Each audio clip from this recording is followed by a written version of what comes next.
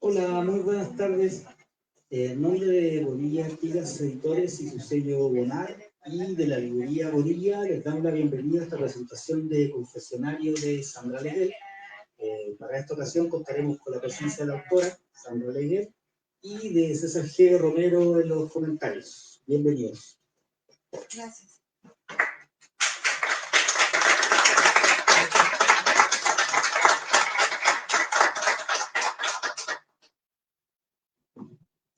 Bueno, pues buenas tardes. ¿Sí se escucha? Sí. Buenas tardes, gracias por venir. Incluso con lluvia y todo. Bueno, vamos a presentar el libro Confesionario, que es una antología de Sandra Leguel, de cuentos. Y bueno, así empieza. Tiene un epígrafe. Dice, hija mía, me pongo a leer y digo, oye, qué poesía. Si sabe de unas cosas que ni una sabe que sabía. Es un verso de una canción que se llama, como te digo, la O de Joaquín Sabina. ¿Cómo identificar un libro que por derecho propio merece nuestra atención y nuestros 200 o 300 pesos de precio de portada? La elección de un ejemplar de lectura en estos días tiende a ser más compleja que antes, que hace 20 o 30 años, por ejemplo, y requiere de un proceso de decisión que se conduce entre muchas otras opciones de consumo de bienes culturales. Primero, tenemos que considerar si su autor es capaz de expresar por escrito ideas pertinentes de manera discernible, novedosa, agradable. Vamos, debemos decidir si muestra dominio de la lengua y no solo en términos de léxico, sintaxis y precisión, sino también y quizá principalmente de estética. En segundo lugar, hay que tomar en cuenta si ella va más allá de lo obvio, de lo común, si puede trascender el cliché, si produce contenido, para ponerlo en términos de nuestros digitales tiempos, interesante, novedoso, genuino, constructivo. Y luego habría que determinar si narra cosas que vale la pena saber, si es capaz, para ponerlo en términos sabinianos, de hacer esas revelaciones que, de tan acertadas, de tan próximas, se nos aparecen como verdades personales en las que simplemente no habíamos reparado, sumidos como estamos en ese tráfago diario de mensajes urgentes cuya respuesta no podemos aplazar. Describir esas virtudes literarias es fácil, lo arduo es alcanzarlas. Sin embargo, una buena receta que para ello se puede inferir es la que Sandra Leguel puso en práctica en Confesionario, su segundo libro de narrativa, una obra que nos presenta 21 sólidos relatos que van de la simple pero certera viñeta al cuento corto, esbelto y sólido, unidas por ese estilo personal de la autora que está cimentado en una prosa clara, reflexiva, de resonancias cosmopolitas, y un tono en el que la introspección no le estorba al humor ni la nostalgia se contrapone a la lucidez. A todo ello contribuye una bien equilibrada mezcla de temas y personajes. Podría decirse que, en cuanto a los temas, todos estos se derivan de lo que para generalizar se podría llamar la experiencia femenina urbana contemporánea. La conciencia de los efectos del añejo dominio patriarcal, la resistencia, rebelión y lucha contra el mismo, la búsqueda de la libertad personal, la continua exploración y el hallazgo de los verdaderos asideros de la vida, las complejidades de las relaciones con los hombres y con otras mujeres, etc. Un elemento temático más o menos recurrente, entonces, es la reflexión sobre el desamparo. Esa terrible sensación que produce, en general y en el contexto de esta obra, las relaciones abusivas y distantes o la formación tradicional, o la que era convencional hace algunas décadas. Varios relatos de Confesionario se ocupan de presentar, desde diferentes perspectivas y contextos, lo fácil que es llegar a esa situación desde la familia, la pareja, el trabajo, y lo difícil que es hacerle frente con éxito y, diría yo, hasta con ganas. Leguel, en todo caso, evita siempre, al abordar esta temática proclive a la autovictimización, una visión maniquea de blanco y negro, y por el contrario teje fino sobre los contextos, las situaciones, los afectos implicados en estas complejas tramas que definen las personalidades de la mayoría de los seres humanos para dar a cada relato una resolución coherente y muchas veces opresiva. En esta complicada trama de relaciones personales sobresale un ánimo de reivindicación femenina, de corregir esa visión heredada de una mujer disminuida y dependiente por la fuerza de la costumbre y de inercias estructurales, y presenta los relatos de otras posibilidades, en las cuales ellas son protagonistas de la historia y no productos residuales o simples auxiliares de las gestas masculinas, lo que constituye una enorme beta de otras visiones que es refrescante incluso para lectores como un servidor, que no por ser fan de la épica testosterónica, no se cansa a veces. Caray. Pusiste números aquí abajo. Que no se cansa, es decir, otra vez, que no por ser fan de la épica testosterónica, no se cansa a veces de los clinismos, los Charles Bronson, los Tom Cruises, y disfruta de narrativas alternativas en donde las cosas no se arreglan siempre a madrazos y botonazos nucleares. Otra temática que el autor explora en varias de las piezas que componen esta antología es la continua búsqueda de sideróticas, de pesos positivos que permitan a sus personajes equilibrar la balanza de la experiencia vital, con frecuencia inclinada hacia el sufrimiento, el desamor y la desesperanza. Así, el goce estético, las pequeñas gratificaciones, la posibilidad del amor y del sexo, la mirada capaz de encontrar el lado positivo de las situaciones negativas, el entusiasmo como disciplina y la sofisticación mundana se convierten en los factores que a veces constituyen la diferencia entre la frustración o la derrota y un estado de ánimo propicio que permita continuar campeando con buena cara los temporales existenciales. El cuarto campo temático que no puedo dejar de mencionar es el de la muerte, y no tanto como fin de la vida, sino como parte de la misma, como un memento mori actualizado, como una cuestión de la que sus personajes se hacen responsables o partícipes y que los demás atestiguen. Esta muerte como espectáculo, como celebración, como punto de inflexión para los demás, es protagonista de varios relatos y aporta a la mezcla narrativa de este libro un tono que va de lo reverencial a lo sorpresivo, pero siempre en un apreciable registro de reflexión. Confesionario constituye también una interesante pasarela por la que desfilan humanos contemporáneos, colocados todos en puntos de inflexión, canónico del cuento breve, como el atestiguamiento de un suicidio, el palpitante momento de ligue o el tiempo de rememorar a los muertos queridos. En este rico muestrario caben, entonces, desde los que contribuyen a la reelaboración de mitos fundacionales como Gadea y el Jardín de Adán, dos de los cuentos contenidos, hasta los que plantean situaciones propias de la cambiante situación afectiva contemporánea, no en balde haciendo el eco del paradigma líquido de Sigmund Bauman.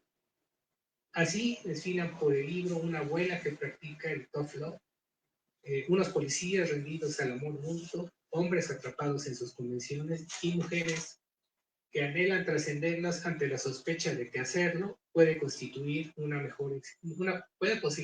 mejor existencia, no solo más justa y equitativa, sino cualitativamente superior. En todo caso, destaca la competencia de la autora para la construcción de estos personajes a partir de cimientos de verosimilitud e imaginación, de una perspectiva única que da solidez tanto a los más sólidos de ellos como a aquellos que son felices y capaces de contagiar felicidad. En todo caso, Legel pone en práctica las buenas artes necesarias para involucrar al lector: el dominio del lenguaje, una muy afortunada administración de la información, su perspectiva fresca y personalísima de las motivaciones humanas en el amor, el sexo y la concepción del tiempo y sus efectos. Así, logra atraparnos con su prosa amable, depurada, de resonancias cosmopolitas y alejada siempre de lo previsible para inducirnos a la necesaria reflexión sobre los aspectos clave de la naturaleza humana. De esta forma, en diversos momentos, el confesionario se convierte más bien en un consultorio, en una especie de sucedáneo del diván de autoterapia, donde Hegel explora los vericuetos de la psique y emprende el combate, a sabiendas o no, de, de esos fantasmas superyoicos contra los que todos, todas, luchamos constantemente, o debiéramos hacerlo, para resolver la eterna pugna entre el deber y el querer, con la finalidad última de alcanzar un estado de libertad dentro de los límites de una responsabilidad autoimpuesta y por tanto gustosamente aceptada. Un apreciable bono es que al hacerlo trasciende el bonito consejo motivacional, el regaño en texto de autoayuda, la aburridora obviedad y nos invita a una provechosa reflexión personal. Pero bueno, ya se ocupará Sandra de leerles un poco de confesionario y de abundar sobre sus motivaciones y su proceso creativo. Ella queda con ustedes. Muchas gracias.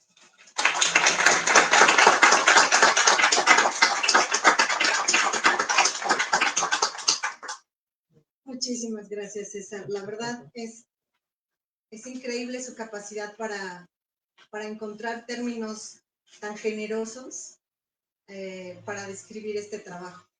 Él es un gran autor al que yo admiro desde que soy chiquita y cuando sea grande quiero ser como él. Gracias, de verdad, César. Muchas gracias. Voy a agradecerles también a todos ustedes por estar aquí. Somos los que tenemos que estar. Muchas gracias. Y voy a leerles el cuento que le da título al libro.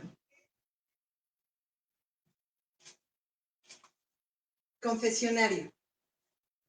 Cuando tenía 7 años, me encerraron. Me metieron al cuarto más pequeño del mundo. Solo había una tabla de lado a lado en donde me senté. Al cerrar la angosta puerta, me envolvió la oscuridad y un olor a llanto, sudor, angustia, cinismo y vergüenza. La poca luz venía de una ventana cuadriculada de madera que me separaba de un sacerdote ansioso por escuchar perversos secretos, esos que Dios me tenía que perdonar. Y yo sin nada que confesar. 20 años después me envolvió la misma sensación en el momento que esa mujer me habló desde el pequeño cuarto de baño de al lado. ¿Te encuentras bien?, me preguntó, después de escuchar mi llanto y mis tropiezos para respirar. Sí, gracias. ¿Te conozco? Esta es una ciudad pequeña. A pesar de la resonancia de los cuartos de baño, la incómoda situación, ella insistía en conversar. No, acabo de mudarme. Sabía que con mi respuesta, inevitablemente la charla daría para más. ¿Tú eres la que compró la villa de la montaña?, preguntó como si se tratara de un golpe de suerte. La curiosidad le había arrebatado el sueño un par de noches, pero al fin dormiría tranquila. Tendrá a una amiga de vecina. No la compré, la heredé de mi abuela cuando murió. Y recordé los planes que hicimos juntas, las remodelaciones para mi cuarto de trabajo y la puerta nueva para comunicar nuestros dormitorios. En ese momento me sobraban los motivos para llorar. La extrañaba mucho y desearía que estuviera conmigo más que nunca. ¿De dónde vienes? Su curiosidad no daba tregua. De Berna. Berna es una ciudad formidable, me encanta. ¿Por qué alguien preferiría este aburrido pueblo para vivir? Mi abuela nació y vivió aquí, en Lucerna. Cuando mis padres se casaron, se fueron a Berna a trabajar y yo nací allá. Pero desde que la visitaba de niña, deseaba vivir con ella. Mi imaginación creó escenarios muy diferentes a lo que me estaba sucediendo. No, pues deberías estar feliz entonces. ¿Qué haces sola, encerrada y llorando? Comencé a sentirme cómoda con las circunstancias de la conversación, a diferencia del día que entré por primera vez a un confesionario. La diferencia es que ahora sí tenía algo que confesar. Mi esposo y yo tuvimos un accidente hace un mes en Marbach. La entonación y el ritmo de mi voz disminuyeron. ¿Sobreviviste a la avalancha?, gritó incrédula. Imaginé que saldría de su privado y abriría mi cubículo para asegurarse de que no se trataba de un fantasma con el que hablaba. En cambio, me ofreció un pañuelo por debajo del bastidor que nos separaba. Al tomarlo, rocé su mano afable. Sentí esperanza y consuelo. Era el principio del final de mi caída. Al comprobar que sí había una mujer de carne y hueso sentada sobre la tapa del baño que se abrazaba sola, como si la chamarra de plumas no fuera suficiente para templarla, con la cara roja y los ojos hinchados de tanto llorar, se tomó unos momentos para recomponerse y seguir la conversación. Lo siento, fue un terrible accidente, murieron muchas personas. Suspiró profundamente. ¿Cómo fue? Se escuchó un estallido y sentí cómo la montaña vibraba. La nieve y un poderoso estruendo comenzaron a perseguirnos. La avalancha nos alcanzó en un minuto. Fue imposible ganar la carrera. Mi esposo y yo estábamos separados por unos metros. Él estiró su brazo para alcanzarme, pero yo me alejé. Nos miramos en el instante en el que todo se oscureció. Le narré emotiva. Hasta ese día, hablé únicamente con médicos y policías al respecto. Llegué al bar con la intención de conocer a alguien para hablar y desahogarme. Me sentía más aliviada con cada palabra que decía. ¿Y cómo lograste salir de ahí? Con tono de ingenuidad y exaltación continuó su averiguación. Mi cuerpo rodó, envuelto en una bola de nieve, que se liberaba con una fuerza descomunal. Me golpeaba con todo lo que se interponía en el camino. Para mí pasaron horas. Poco a poco perdí velocidad hasta que me detuve por completo. Me sacudí tan fuerte como pude por la desesperación y la necesidad de respirar. Liberé mi mano de la nieve. Sentí el viento frío en mi palma y me impulsé con las piernas golpeadas y adormecidas hasta salir. Así mi rostro quedó libre y poco a poco pude descubrir el resto de mi cuerpo. Le conté mientras mis lágrimas seguían cayendo sobre mis botas. Es increíble que lo lograras, dijo consternada. Pude salvarlo, pero no lo hice. Casi lo grité. Todo mi ser exigía admitirlo para dejar atrás la sensación de asfixia que desde la avalancha no me había abandonado. Antes de encontrar a mi esposo, sentí el alivio de la libertad, la paz, la posibilidad de vivir sin miedo, sin violencia, después de muchos años de maltrato.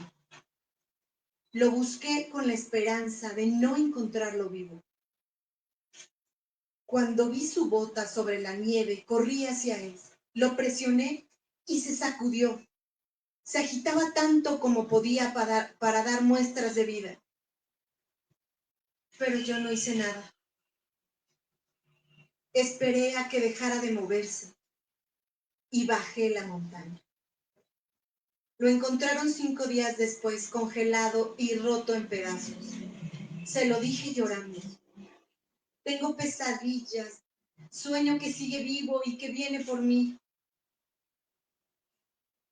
Él no volverá, y no volverá a lastimarte jamás. Dime, ¿lo volverías a hacer? Preguntó mordaz y salió de su cubículo hacia los lavabos. Sí, aseveré convencida. Bienvenida a casa, dijo antes de salir del baño.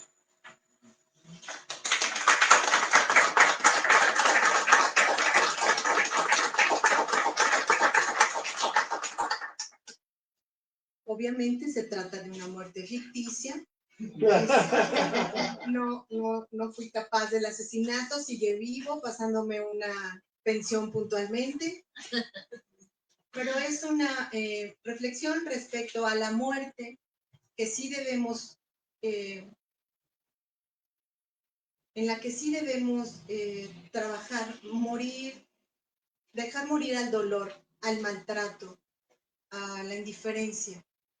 Debemos dejar ir a quienes no nos tratan con la dignidad que merecemos. Y es una muerte emocional también de la mujer que permite esos abusos. Esa mujer también tiene que morir en nosotras, en quienes hemos sido maltratadas. Las invito. Ahora les voy a leer un cuento. Es muy personal y obviamente es un arquetipo de mi abuela. La abuela estricta de un pueblo exigente y que educa con los recursos que hay, sin ir a la escuela y con poca oportunidad para aprender de los demás. O sea, todo está como dicho y hecho de como debe de ser. Y así me educó mi abuela. Dolores. Me duele más a mí, pero tienes que aprender a obedecer. Me dice mi abuela cuando se cansa de azotarme. Después de la golpiza, me convenzo, ¿ok? No vuelvo a subir los pies a la silla. Pero sin una explicación o advertencia previa, cualquiera desobedece. Y eso pasa todo el tiempo, porque aunque yo supiera leer, la abuela aún no se digna a escribir las reglas de buena conducta de la casa. Y pues yo adivina no soy. Mi abuela es una mujer de brazos fuertes. Su voz es grave y contundente. Tiene el cabello blanco, delgado, largo y lo trenza por las noches. Es alta, esbelta y tiene penetrantes ojos negros. Practica la telequinesis. Cuando lanza sus rayos inmovilizadores con la mirada, es imposible salir corriendo. Tiene un tercer ojo en la espalda, que es capaz de atravesar paredes a muchos metros de distancia y ya todo lo ve. También ejerce la telepatía. Sabe lo que voy a decir o lo que voy a hacer aún antes de que yo lo sepa, lo que implica un castigo por adelantado. Y cuando me enfermo o hago alguna travesura, ella lo sabe con solo mirarme. Pero los que me dan más miedo son sus hechizos para aparecer y desaparecer las cosas. Siempre sabe dónde está todo y todos. En el pueblo, mi abuela tiene el prestigio de adivina. Conoce el presente, pasado y futuro de los hombres. También es meteoróloga. Sabe todo sobre el clima. Incluso la consultan como veterinaria porque entiende a los animales. Atemoriza a la mayoría. En el mercado los productores le venden a precios muy justos a cambio de su discreción o se arriesgan a que el secreto de la familia, los deseos culposos o sus pecados salgan al descubierto. Está prohibido hablar en su presencia, ni siquiera cuando cuestiona. A ella jamás se le responde. Ya sabe todas las respuestas. Tampoco puedo preguntar, porque dicen que eso ya debería saberlo y lo siguiente es un golpe en la cabeza. Nunca se le ven los pies bajo la falda negra, larga y gruesa. Sospecho que levita. No mueve ninguna parte de su cuerpo al andar y para ir a su ritmo tengo que correr. Ella manipula el tiempo y el espacio. Creo que usa una escoba encantada y se teletransporta con ella. ¿A dónde se irá volando? Cuando intento con todas mis fuerzas escapar sobre la escoba, no lo logro. Intuyo que se requiere de un conjuro para activarla, porque en el palo de la escoba está grabada la forma de su mano y solo mi abuela es capaz de activar su magia. De que es bruja, no me cabe la menor duda. En la cocina de humo cuelga en las paredes todo tipo de instrumentos de barro que utiliza para hacer tortillas, mole, tamales, salsas, carnes, sopas, guisados y más. Tiene de todos los tamaños, para preparar desde 1 kilo hasta 10. Sus principales utensilios son las cazuelas, comales, ollas, vasijas, jarras, anafres, metates, molcajetes, cucharones de madera y una colección de cuchillos. Porque a todos los sabe matar. Pichones, gallinas, cerdos, conejos, borregos, vacas. Y sabrá Dios a cuántos más. Todos sus hechizos están resguardados en un enorme libro sucio y viejo que custodia con gran recelo. Dice que como a ella su abuela, a mí también me lo va a heredar. Lo escudriña, según lo que quiere conseguir de las personas o dependiendo del encargo. Sobre todo, para mujeres que vienen por la noche a preguntarle recetas y remedio. Llegan en la oscuridad para que sus maridos no sospechen que la consultan. Cuando cocina la sangre de los animales, salen chispas luminosas de la cazuela. Algo está vivo ahí adentro. Lo sé por cómo se mueve. Y cuando usa chiles, pequeñas explosiones desbordan las salsas y escurren de sus recipientes para estallar de nuevo en el carbón ardiente. Me doy cuenta de cómo embruja a las personas a través de la comida. El toloache las hace regresar con más y más regalos. A los hombres que invita a comer, los enamora. Para que le hagan diferentes favores. Las matronas aprenden sus hechizos para asistir a las mujeres a la hora del parto y que todo salga bien con la madre y la criatura. Dicen que mi abuela se amargó cuando enviudó, a pesar de que el abuelo era una mala persona.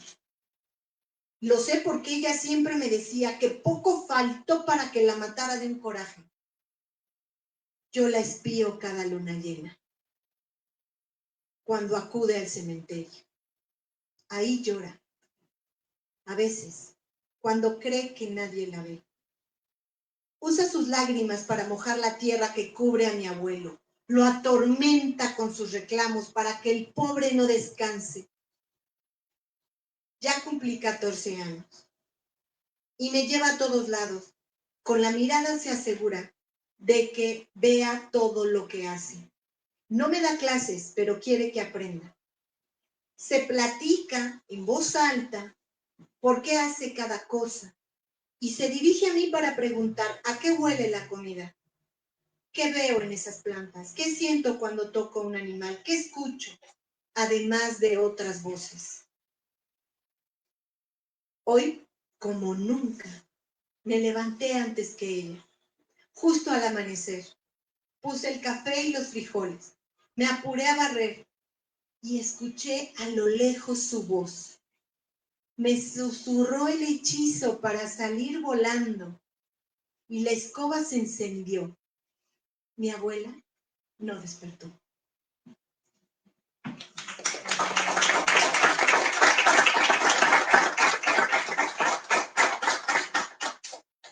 No me digan que soy la única que tiene una abuela así aquí. ¿Sí? Ay, sí. Qué bueno. El cuento que les voy a leer enseguida es un cuento inspirado en un hecho real. Ayer fue cumpleaños de Fabián. Él hubiera cumplido 48 años. Y es en su memoria. En el puente. Se quitó despacio la gabardina, el saco y la corbata. Después el cinturón. Al final, los zapatos y los calcetines. Fue acomodando cada prenda sobre la banca de madera. Por último, enrolló las mangas de su camisa. Me miró y asintió con la cabeza. Entendí todo está bien. Enseguida se subió al barandal y se arrojó de espaldas al río. decidido, como si se tratara de cruzar la calle y él hubiera encontrado la oportunidad. Para evitar el bullicio de otros turistas, me levanté muy temprano para contemplar los edificios del Museo del Louvre. Desde el Puente de las Artes, me recargué en el barandal de hierro fundido con mi cámara colgando del cuello. Escuché crujir el piso de madera cuando él se acercó. Era un hombre atractivo, de cabello negro ondulado, pálido, con semblante melancólico. Pasó junto a mí. Lo seguí con la mirada y le tomé una fotografía. Éramos los únicos en el puente. Él continuó su camino y se detuvo en la siguiente banca, frente al farol. Apenas a unos 10 pasos de mí. Me acerqué estupefacta al lugar desde el que se lanzó. Aún había rastros de su caída en el agua. Corrí al otro lado del puente con la esperanza de verlo salir a la superficie, pero el río había aceptado el sacrificio. Llamé a emergencias para reportar lo sucedido. Mientras esperaba la llegada de la policía, comencé a sentir mucho frío y me puse su gabardina. Doblé todo lo demás y lo guardé en mi mochila. Me llevaron a la comisaría y les narré con todo detalle lo que ocurrió. Revisaron las cámaras de seguridad cercanas y confirmaron mi versión. Devolví todo lo que encontré en la banca. La cartera guardada en el saco contenía sus documentos oficiales. Con ellos lograron identificarlo y contactar a su familia. Me quedé con la gabardina. Permanecí en la comisaría esperando que algún familiar preguntara en la recepción por la teniente Prini, la responsable del caso. Mientras tanto me cuestionaba una y otra vez, ¿qué circunstancias te hacen tomar una decisión así?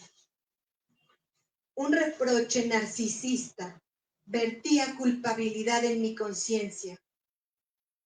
¿Pero qué pude haber hecho? Cuando la teniente Prini terminó su turno, la abordé para preguntarle sobre el caso. Fue un gesto de cortesía de su parte comentarme que la hermana estaba en camino desde Clansalles, que haría una escala en Lyon y de ahí vendría a París. Le tomaría más de 6 horas estar aquí, así que por el momento no había más que esperar su llegada y las notificaciones de los botes que patrullaban el río Sena. Ya era de día cuando me fui a mi hotel. Tomé una ducha, me dormí un par de horas.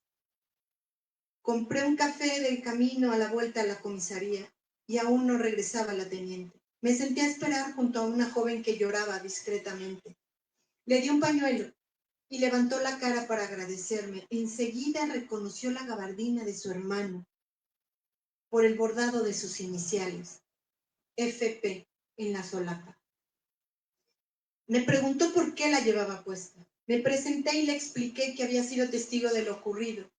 La convencí de que mi intención no era quedármela, que solo la resguardaba para entregarla personalmente a su familia y decirles que lamentaba mucho no haber sido capaz de impedir tal desgracia.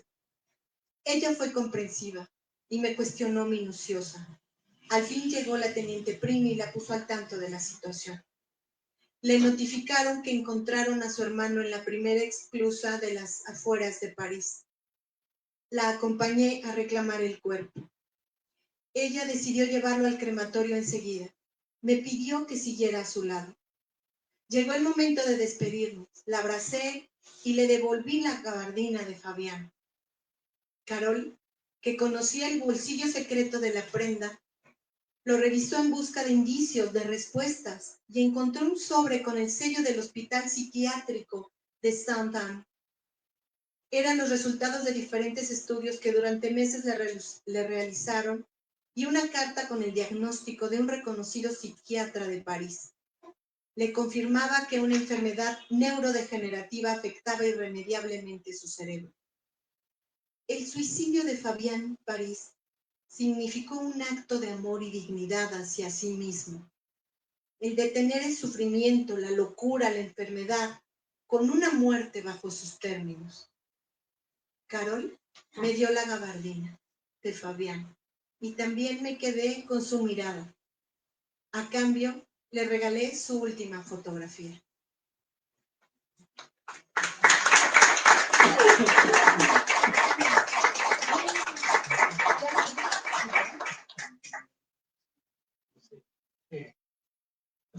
quieran hacerle alguna pregunta. Yo le había sugerido que quizá estaría bien que hablar un poquito sobre sobre su proceso creativo, que es algo interesante.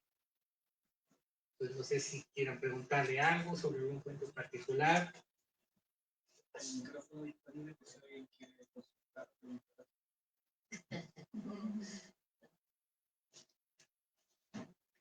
Bueno, entonces, les voy a seguir leyendo, ustedes dicen. Bueno, este cuento es particularmente especial porque invita a esta reflexión, a esta introspección personal que tenemos que hacer las mujeres respecto a quiénes somos, el papel que ejercemos en nuestra familia, nuestra sociedad, nuestro trabajo, y redescubrirnos, reidentificarnos. Como dice mi hija la antropóloga, decodificarnos. Ella, una mujer. Los hombres de Kibish, o restos de Homo, se consideran los Homo sapiens más antiguos, fechados en aproximadamente 195,000 años. Desde entonces, ella transita entre las sombras de lo que no se quiere o no se puede saber. Por ejemplo, una mujer de entre 17 y 19 años, bautizada como WMP6, existió hace 9,000 años. Se dedicaba a la caza de presas grandes, lo que era normal para la época en el continente americano. Y esto sucedía también del otro lado del mundo. Un estudio genético demostró que los restos de un guerrero vikingo eran en realidad de una vikinga. Las nuevas posibilidades de la ciencia y la tecnología permiten reescribir la historia con evidencias para dejar de lado las especulaciones y así una especie de justicia divina se ejerce para ella. Es momento de salir de la oscuridad del matorral con lanza en mano y pupilas dilatadas, envuelta en pieles, sigilosa, astuta, fuerte, capaz, para mostrarse como es en realidad. La reivindicación, libertad, respeto y apreciación para ella es ahora inevitable. Es la madre de todos, es vehículo, engendra, mamanta, cría y también es cazadora, guerrera y reina. Desde entonces cada generación recibe experiencia por voz, ejemplo y genética. De este modo su descendencia se empodera un poco más por el patrón de la supervivencia. Todas ellas nos guiaron hasta aquí. Miles de generaciones se permearon una tras otra para ser todas juntas, una. Por eso los sueños, pensamientos, sentimientos, incluso los miedos, no son injustificados, son de todas ellas.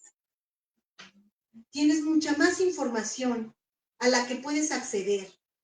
Por eso eres capaz de usar la memoria ancestral, de saber cómo hacerlo desde siempre y lo más importante, de resolver por la experiencia. Por todo lo anterior, no dudes, no te rindas, no temas, no te detengas. Ellas no lo hicieron, a pesar de que cada una tenía menos de lo que tú tienes ahora, y se levantaron y caminaron por ti.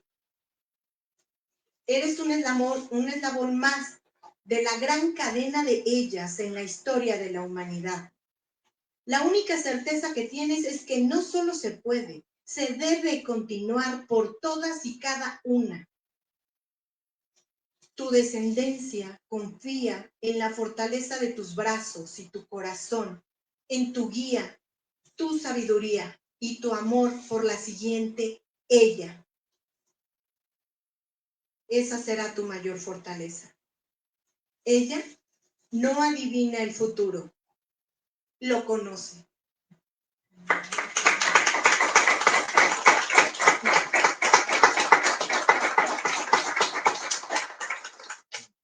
¿Alguna inquietud? ¿Algo que quieran comentar? ¿Cómo ordenas tus ideas? ¿Cómo te inspiras para cada tema? ¿O te va viniendo un tema, te acuerdas, lo anotas? ¿Cómo te inspiras?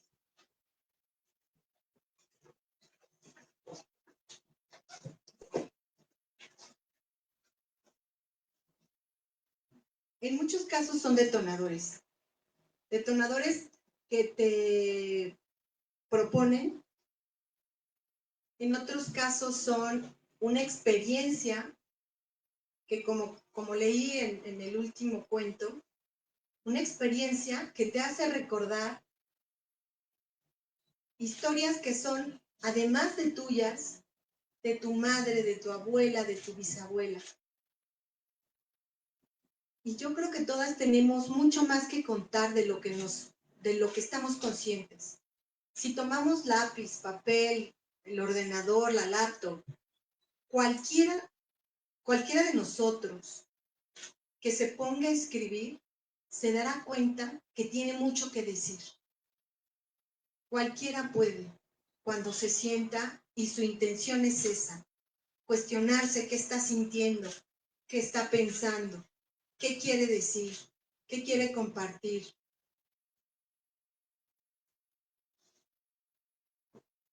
Es la observación del presente, de lo que te está pasando, lo que hace que te llegue una idea y corras a hacer por lo menos apuntes, una lluvia de ideas, que después con calma, con tiempo, y con un editor ya puedes desarrollar más acertadamente. Pero los invito a que siempre se den esa oportunidad de observarse. ¿Qué sienten? ¿Qué hay? Y al reconocer eso, te vas a dar cuenta que mucho de eso ni siquiera es tuyo y que la mayoría es compartido. Porque son muy pocas las emociones, no conozco ninguna que sea particular, privada, singular. Entonces, es así. Los invito a que lean, a que escriban, a que se descubran.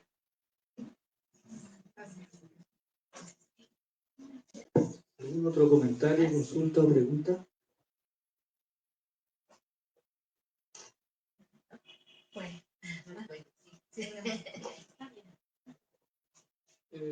Bueno, en primera felicidades. Y bueno, ya siguiendo con la pregunta, me gustaría saber, en el contenido del libro que trata de amor, desamor y muchísimos valores y herencia familiar, ¿cuál sería el principal valor o la principal esencia del libro en general que sería como el ingrediente principal del libro? ¿Cuál es lo más importante para ti que nos quieres compartir en esta parte? Yo, en lo personal, creo que es el amor, porque hay bastante amor en el libro, pero me gustaría saber su interpretación. Gracias por tu interés. Yo creo que es un libro que se trata de disyuntivas y las decisiones que tomamos para enfrentar las situaciones cotidianas. Por ejemplo, la muerte. En el puente, Fabián decide lanzarse y tener la muerte bajo sus términos. Y hay otro cuento en donde una mujer que es diagnosticada con cáncer decide que los 90 días que le acaba de dar el doctor de vida, transformarlos.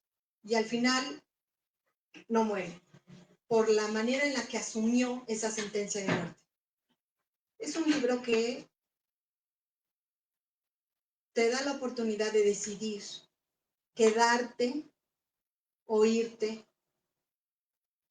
rendirte o luchar, amar o no. Es un libro que también te invita a la reflexión de en dónde está el amor, en dónde encontrarlo, en dónde buscarlo, cómo recibirlo, salir de los estereotipos. Es un libro que habla acerca de las decisiones que todos estos personajes están tomando. Y todas son maravillosas, todas son válidas. Y podemos encontrarnos cada uno de nosotros en más de una de estas alternativas. Y espero que sea un libro que los invite o los provoque para tomar decisiones importantes en sus propias vidas. Gracias.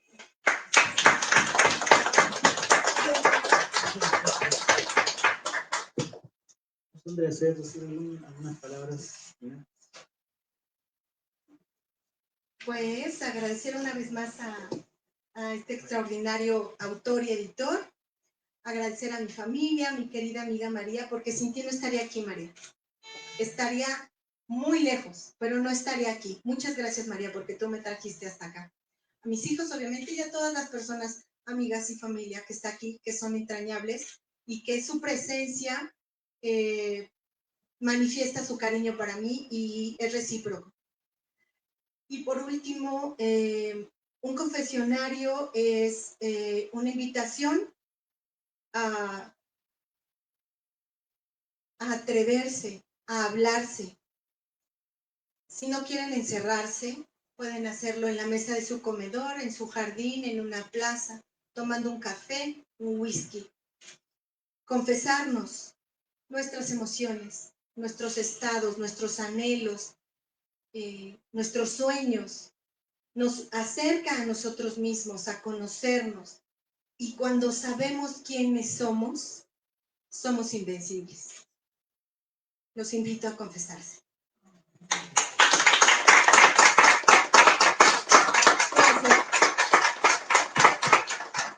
Bueno, en nombre de Bonilla Artigas, Editores y su sello Bonar y de Librería Bonilla, queremos agradecer a Sandra Leyel y a César G. Romero por esta presentación de confesionario.